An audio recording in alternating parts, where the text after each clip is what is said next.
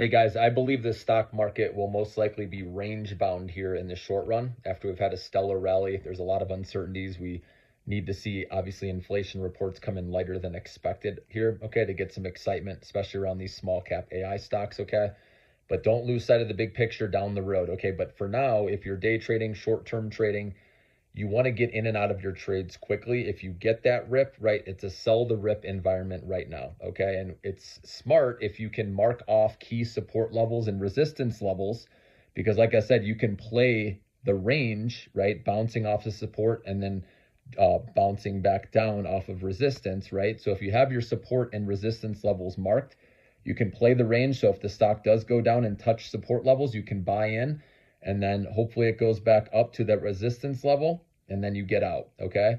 And if it did clear resistance, then that could open up, obviously a more bullish opportunity in that stock, but I think it's going to get knocked off of resistance quite a bit. And that's where if you short stocks, right, you can short it when it comes up against resistance.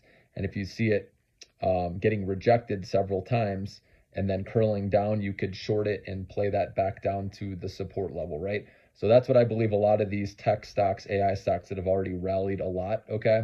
I don't think they have a lot of upside here in the short run, but with interest rate cut, that first one probably happening, I'm guessing, in November, because Powell doesn't want to make it political. So I believe after the election is decided is when he'll officially do that first interest rate cut, so he doesn't get blamed as saying he's helping, right, Biden or, before this election. So sometime November, December, before that new president goes into office, right, in January, I think that first interest rate cut will happen.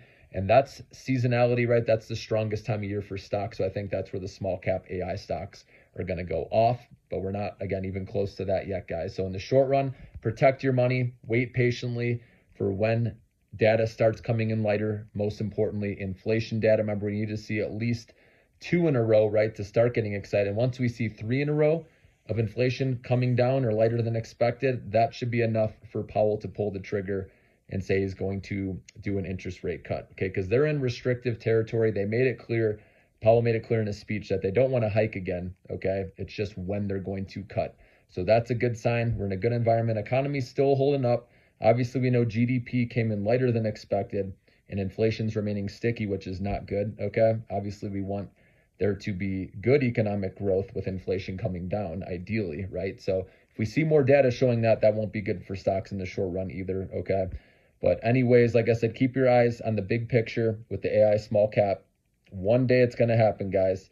So it's easy to get off your game and say, screw the stock market, right? I'm already getting comments on that. People are saying I'm done with the stock market. If you're buying now at these levels for the first time, it is going to be hard, right?